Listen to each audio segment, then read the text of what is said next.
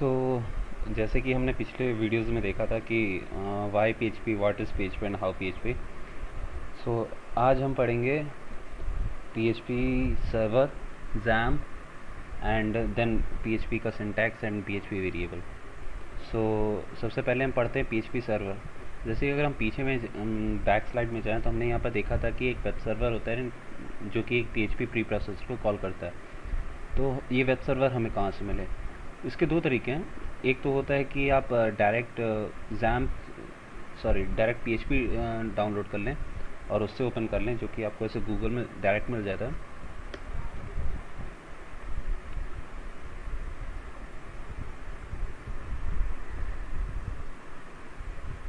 ये उनकी official website, इससे आप डायरेक्ट डाउनलोड कर सकते हैं। जैसे कि डाउनलोड 5.6.13 जो कि रिलीज़ है, अभी लेटेस्ट रिलीज़ है। या तो आप इससे कर लीजिए, और मैं आपको सबसे अच्छा तरीका बताऊं, क्योंकि आगे हमें चलते MySQL की भी ज़रूरत पड़ेगी, डेटाबेस एंड इंटरफेसेस की ज़रूरत पड़ेगी। तो मैं आपको रिकमेंड करता हूं कि आप जैम्प इंस्टॉल कर लें। XAMPP, जैम्प होता है एक्स, अभी मैं आपको बताता हूँ। XAMPP जैम्प एक सॉफ्टवेयर है जो कि कंसिस्ट करता है अपाचे हम पीएचपी को यहाँ बोल रहे हैं। देन पीएचपी एंड पर्ल, जैसे कि यहाँ लिखा है installed Apache distribution containing MySQL PHP and Perl. तो जैम्प इसी तरीके से बना है। A for Apache, M for MySQL, P for PHP and P for Perl. But X क्या स्टैंड फॉर करता है?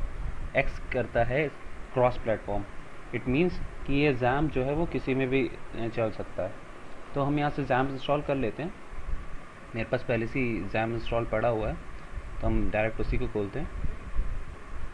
जैम्प के अंदर जैसे कि मैंने बताया AM और मर्करी आपको पूरा मतलब टॉमकैट इंस्टॉल कर रखा है।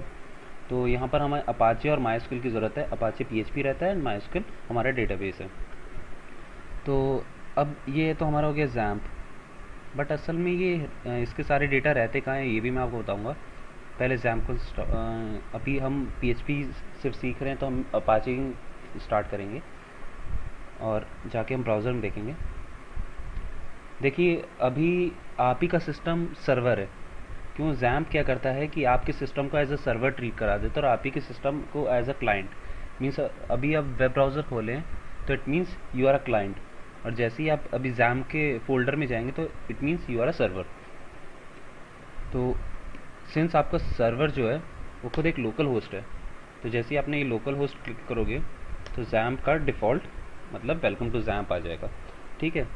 अब ये लोकल होस्ट कहाँ से ये लेता है, ये मैं आपको बता देता हूँ। हम जाते हैं सी के अंदर। यहाँ पर हम देखेंगे एक जैम्प करके फ़ोल्डर होगा। इस जैम्प फोल्डर को ओपन करेंगे। इसके अंदर एक HDDocs है। HDDocs मीन्स आप हाइपर टेक्स्ट डॉक्यूमेंट्स। इसको खोलेंगे तो ये देखिए जैम्प, ये पूरा है आपका जो कि अभी चल रहा है। अगर हम यहाँ पर EX, ये जो मेरा एक फ़ोल्डर है, इसकी बात करें तो ये लोकल होस्ट क्या कंटेन कर रहा है आपका, पहले मैं ये आपको बता दूँ कि जो लोकल होस्ट है इट मीन्स कितना है पता है? ये पूरा लोकेशन C जैम्प HDDocs, ये आपका एक लोकल होस्ट है। क्यों? क्योंकि आपका सारा सर्वर का डेटा कहाँ पर है? इसी लोकेशन के अंदर है। ये आपका लोकल होस्ट है। अब मैं लोकल होस्ट EX, ठीक है, इसको करता हूँ। तो इसके अंदर जितने भी मेरे प्रोजेक्ट्स हैं, जैसे कि वर्डप्रेस, मेरा टेस्ट, डैशबोर्ड, स्मार्ट, आर college, CMS RP, access RP, एनएनको, ये सारी चीज़ें आपको दिख गई। तो यही चीज़ अगर मैं आपको इसमें दिखाऊं तो EX सेम फोल्डर्स आपको दिख रहे हैं। इट मीन्स कि लोकल होस्ट मतलब ये C जैम्प HDDocs आपका लोकेशन ना। अगर इतना समझ में आ गया, तब हम अब चलते हैं इंट्रोडक्शन टू PHP। अब PHP की वैसे IDE मतलब इंटीग्रेटेड डेवलपमेंट एनवायरनमेंट बहुत यूज़ करता है, बट हम अभी simply as an from Notepad बनाएंगे। ठीक है। तो पहले हम क्या करते हैं, एक अपना सेपरेट एक कंटेन कर देते हैं। सपोज EF PHP ये हमारा एक फोल्डर हो गया। अब मैं इसको अगर ओपन भी करना चाहूँ तो ऐसे आएगा EFPHP। ये देखिए इसमें अंदर कुछ नहीं है, इसी वजह से कुछ नहीं दिख रहा। ठीक है, तो अब हम क्या करेंगे कि हम सिंपल सा हेलो वर्ल्ड प्रिंट कराएंगे। तो अभी मैं पहले आपको बता दूं कि जैसे कि हमने पहली बात कर ली थी कि PHP server side scripting language होती है, तो इसको हम HTML के अंदर एम्बेडेड कर रहे हैं। ये ज़रूरी नहीं है कि ये HTML के अंदर एम्बेडेड हो, मैं आपको बताऊंगा कि आगे हम इसको कैसे और तरीके से यूज़ कर सकते हैं। एको मतलब होता है प्रिंट करना, जैसे C++ में प्रिंट एफ होता है, सॉरी सी आउट होता है, सी में प्रिंट एफ होता है, जावा में system dot out dot print l n होता है, उसी तरीके से PHP में एको होता है। अब हम नोटपैड स्टार्ट करते हैं, हम सेम चीज़ ही लिखेंगे।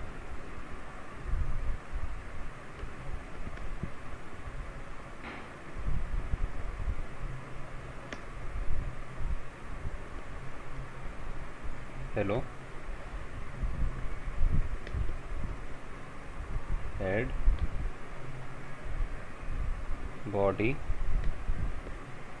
एंड देन PHP को हमने शुरू किया। PHP को हम शुरू ये इसी सिंबल से कहते हैं, less than question mark and PHP लिखते हैं एंड देन स्टार्ट करते हैं हम अपने PHP के कोड।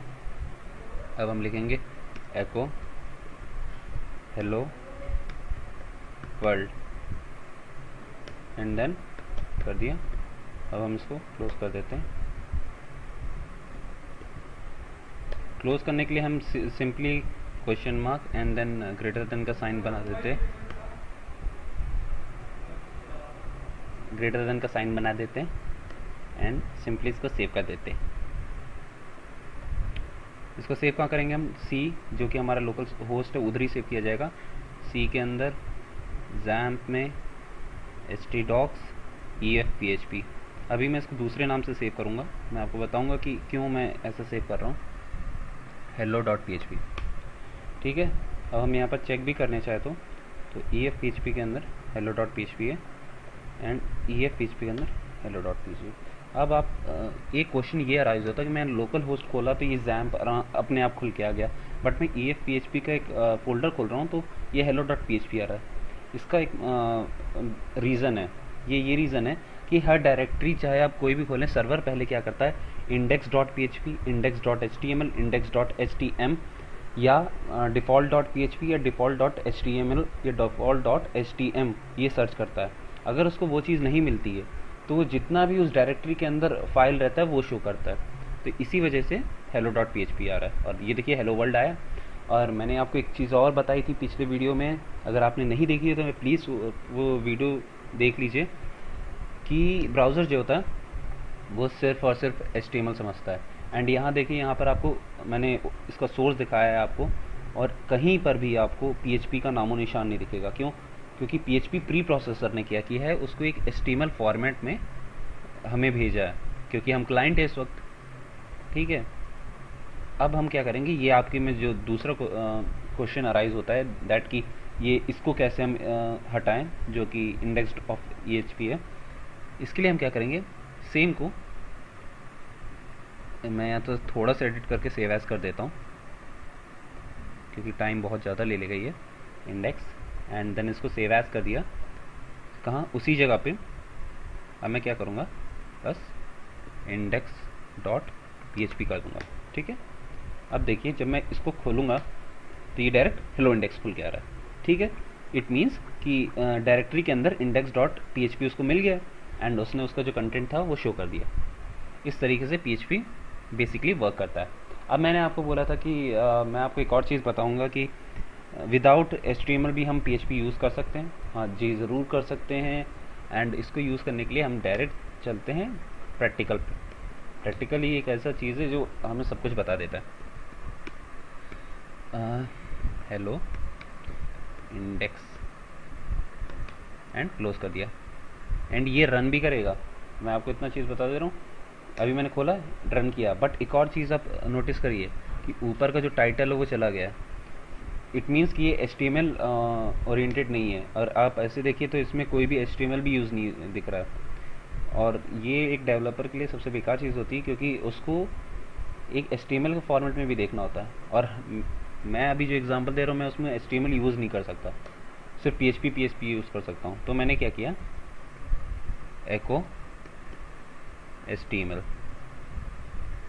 तो HTML जैसे ही मैंने यूज़ किया तो उसने क्या किया कि ब्राउज़र अपने आप टेक्स्ट समझ गया कि ये HTML है, तो उसने वो अपने आप इंटरप्रेट कर लेगा उसको। एको ऐड, अब मैं इसी के अंदर लिख दे रहा हूँ पूरा प्रॉपर टाइटल, हेलो टाइटल। अभी भी मैंने पूरा नहीं लिखा, लेकिन मैं इसको सेव करके एक बार चेक कर लेता हूँ और आप देखेंगे हेलो आ रहा है और हेलो इंडेक्स भी आ रहा है, बट अभी भी ये पूरी तरीके से HTML में नहीं है, तो हम इसको पूरा HTML कर देंगे। और वो कैसे करेंगे, सिर्फ हमें बॉडी स्टार्ट करना है, क्योंकि हमारा बॉडी तो सबसे मेन चीज़ है। आपके पास हेड हो बट बॉडी ना हो तो आप फुल ह्यूमन थोड़ी ना कहलाएंगे। इसी तरीके से ये भी है, बॉडी को भी क्लोज कर देते हैं हम, एंड देन HTML को भी क्लोज कर देते हैं, एंड दैट्स इट। हम इसको सेव कर लेंगे। सॉरी आई थिंक मैंने कहीं ज़्यादा लगा दिए। ये देखिए यहाँ पर मैं सिंगल कोट छोड़ दिया था, इसी वजह से ये एरर। तो ये एक एरर है, आप एरर के बारे में भी सर्च कर लीजिएगा, बाद में हम इनके बारे में अच्छे से पढ़ेंगे और एरर कैसे हैंडल किया जाता है। ये देखिए हेलो इंडेक्स। तो इससे हमारा बेसिक तो पूरा कंप्लीट हो गया। अब हम PHP वेरिएबल पढ़ेंगे।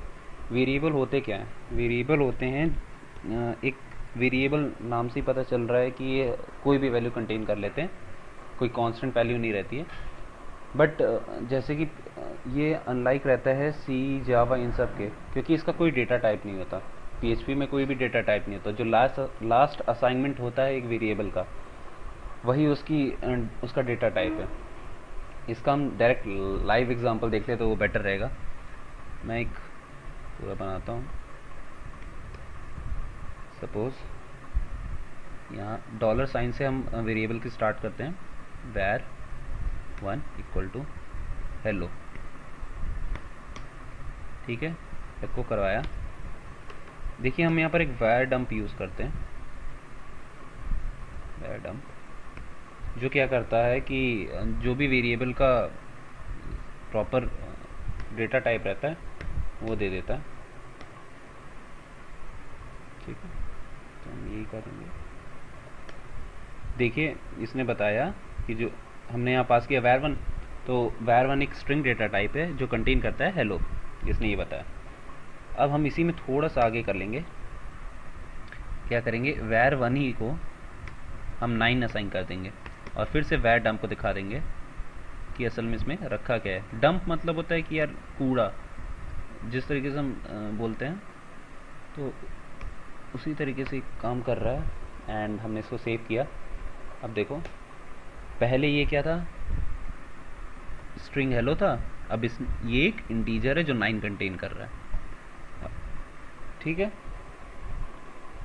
तो इट मीन्स जैसे कि मैंने आपको बोला कि वेरिएबल का इधर कोई data type, particular data type नहीं होता किसी भी वेरिएबल का, जो उसकी लास्ट असाइनमेंट होगी। जैसे var1 पहले स्ट्रिंग था, बट जैसे ही हमारा लास्ट असाइनमेंट 9 हुआ, इट मीन्स कि वो इंटीजर हो गया। एंड देन var dump जैसे ही हमने किया, var dump जैसे मैंने आपको बताया कि क्या डेटा टाइप एंड क्या कंटेन करता है, ये सीधे डंप कर देता है विदाउट एनी फ्रेगमेंटेशन। तो इसने दिखाया कि इंटीजर डेटा टाइप है एंड 9 वैल्यू कंटेन कर रहा है। इसी तरीके से वेरिएबल वर्क करते हैं। अब क्वेश्चन अराइज ये होता है कि इसकी अगर सपोज मैंने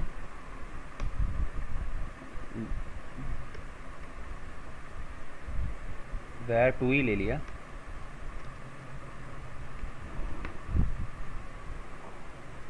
अगर मैं इसकी बात करता हूँ,